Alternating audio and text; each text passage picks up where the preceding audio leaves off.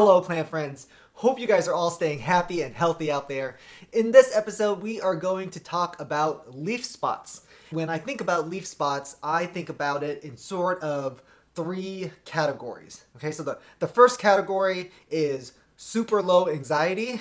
The second category is sort of like anxiety. And then the third category are the leaf spots or the causes of leaf spots that sort of I get most anxious about. We'll talk about the causes in each category, and then we'll also talk about briefly some of my recommendations on how to treat or prevent these spots. Okay, so the causes that I include in my super low anxiety category include viruses and nutritional deficiency.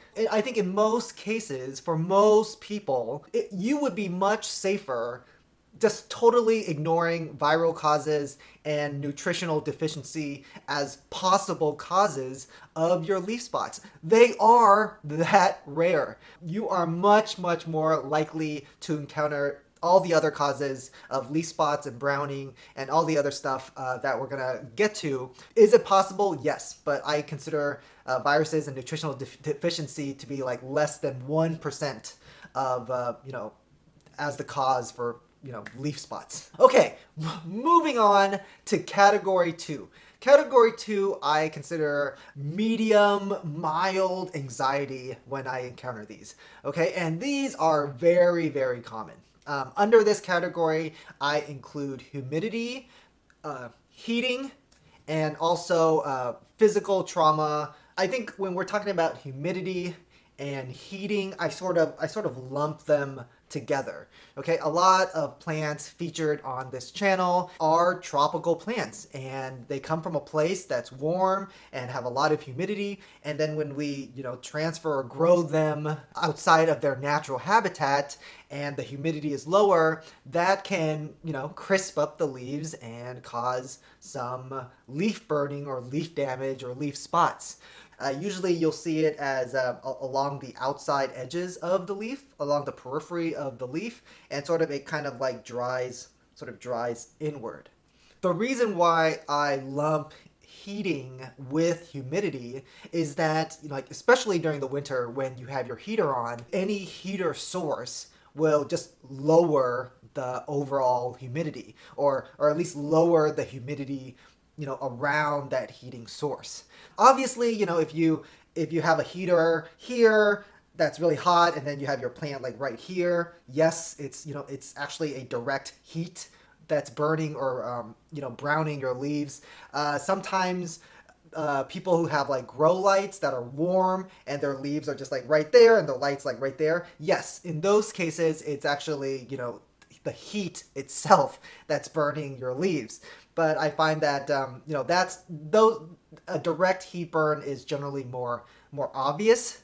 I think what most people or some people don't think about is that turning on the heater, even if it's in another part of the room, will lower the overall humidity in that room. So in terms of heating and humidity, I think that there's a large space approach, and then I sort of like a regional and I guess small space approach. I think the large space approach would be to ramp up your overall humidity in your space or your room, and also turn on the heater less and I don't know, be more okay with the cold, or, I don't know, or wear more jackets or something, So I think there's like a large space approach. And I think there's also like small space or regional approaches, such as moving your more sensitive plants closer to your humidifier if you have one, or moving those plants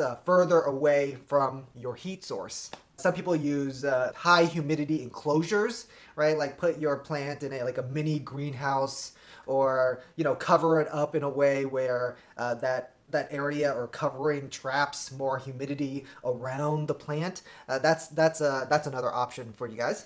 So also in this category of moderate anxiety provoking causes, I would also include trauma. Usually this is in the form of if you bought a plant online or had a plant shipped to you, and then, during the shipping process, the box and package, you know, does this and that bruises the leaves. This is especially common, like I said, after a shipping situation, and especially with plants with like thin or soft or velvety leaves. Those leaves tend to, really, really show the shipping trauma, bruising, damage, as opposed to some plants have like thicker leaves, right? And then those plants are less sensitive and less fragile to, shipping. It is what it is. Right. It sort of is what it is. It's like a one-time thing, right? You're not gonna, take that plant that you just got out of a box, and you're not gonna like put it in another box and like shake it. So it's a one-time thing, and move on.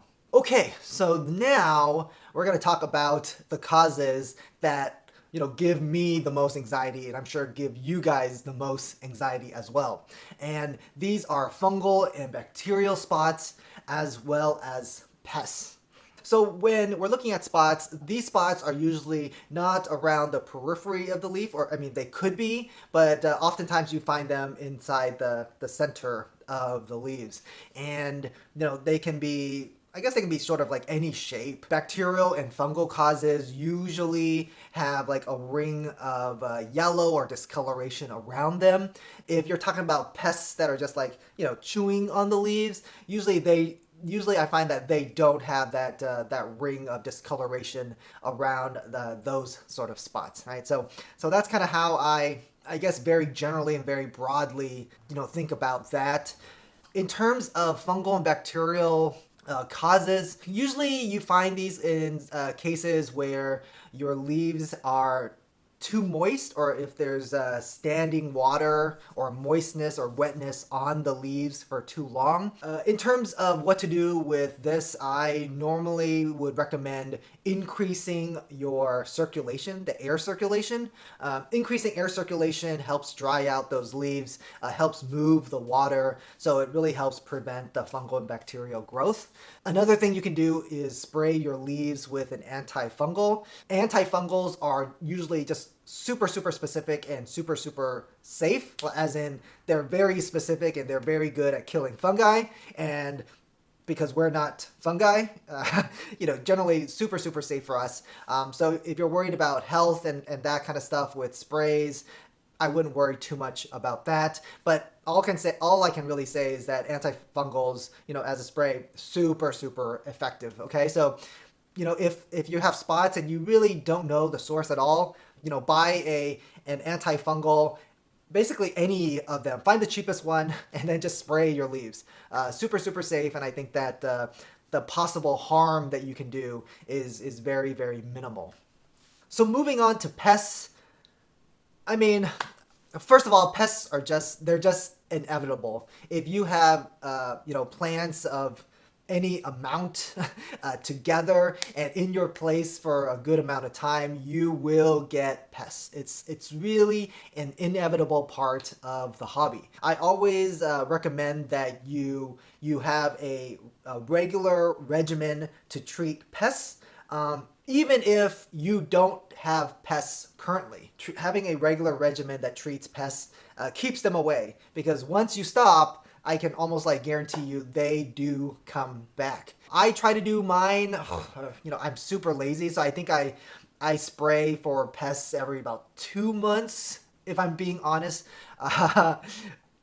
Yeah, I mean, I wish I was a little better at it, but really, I think I spray like about every 2 months is kind of when I get off my laziness and I do that. But yes, that's my recommendation. Definitely, do something routinely to keep the pests away.